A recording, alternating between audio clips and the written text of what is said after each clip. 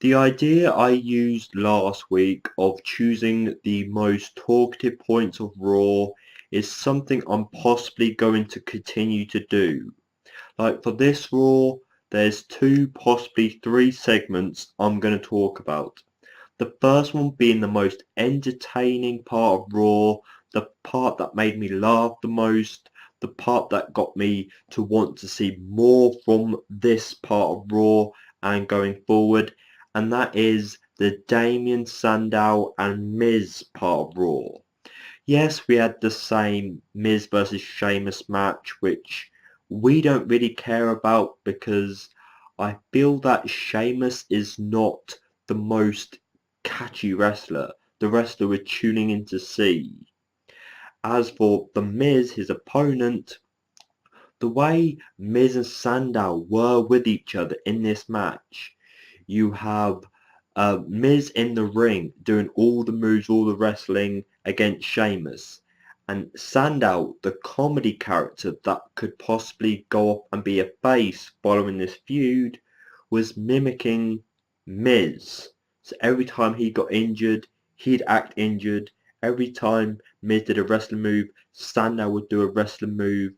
It was just very entertaining, and it built up to the finish where both Miz and Sandow are crawling under the ring as Sheamus is coming after them, and he pulls out Sandow, not the Miz, attacks Sandow, giving Miz the fluky back to the ring count out win.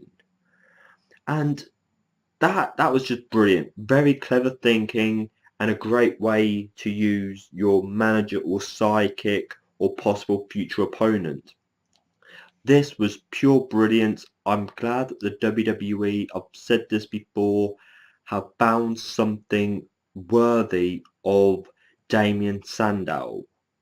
All this, at the minute you can't really see a reason for these two to break up. Maybe eventually it will become where Sandow doesn't uh, follow Miz's rules or commands and accidentally screws up a match for the Miz, giving them two a reason to go off and feud. I don't know, but what the WWE have here is great. The second and third point is the build-up to the main event. From the opener, where we have John Cena and Dean Ambrose seeming to tease a possible feud between each other.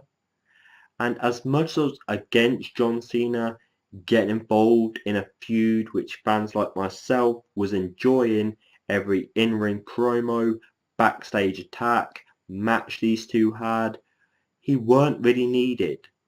But looking at it from outside's point of view, you've got John Cena, the top guy, Dean Ambrose, a new guy who's also currently in the feud with Seth Rollins, both fighting over to face him, putting him over without Seth Rollins even having to do anything.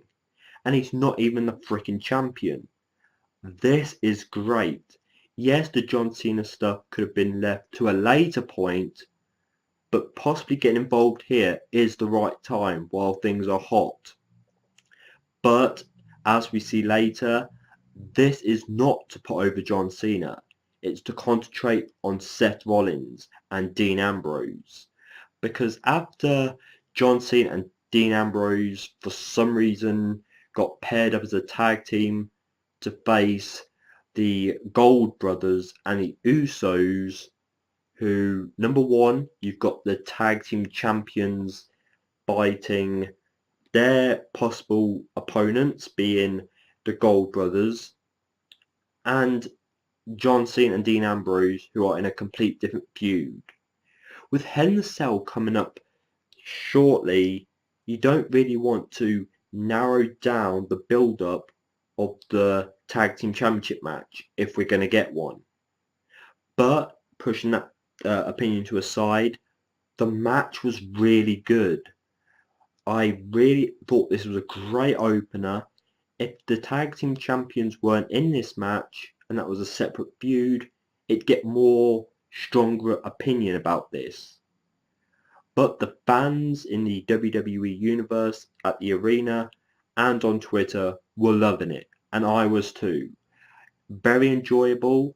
It looked good from all parties. I'm just thinking, in the last possible week, can you please concentrate on the Tag Team Championship match if we're going to get one? But following that, after John Cena gets the win, following Dean Ambrose involvement, we get the contract on a pole match, which is a no holds barred. This match is what we all came down to, the main event. And of course, pretty much everyone there was rooting for Dean Ambrose. Get things back on track. Give us the match that we want to see in a Hell in a Cell. The crazy lunatic Dean Ambrose and the Mr. Money in the Bank. The one who's being put over as a superstar right now, Seth Rollins. And that's exactly what happened. After the Authority thought they were smart by getting involved, that put John Cena down for Dean Ambrose to get the contract. Perfect finish.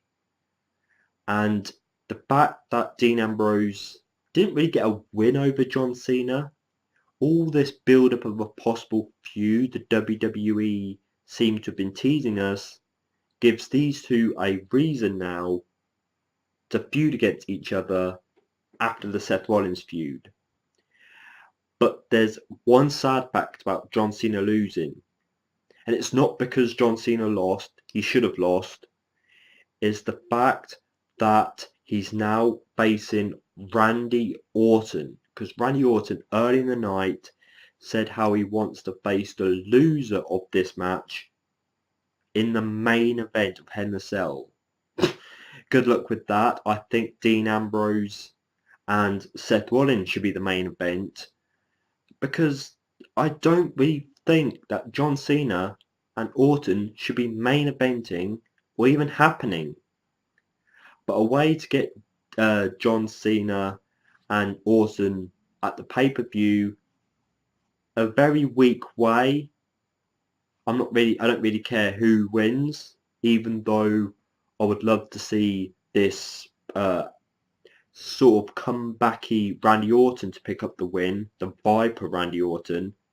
But that's a whole different side. That match can happen however it's going to happen. I'm looking more at Seth Rollins and Dean Ambrose. But talk about Orton, I do want to give him a compliment. Number one, he faced Dolph Ziggler earlier in the night. This match has been seen before.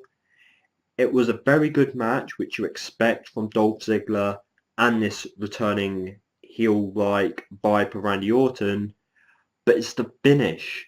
The powerbomb into an RKO for the win. Beautiful spot. Very nice indeed. But that's really my thoughts.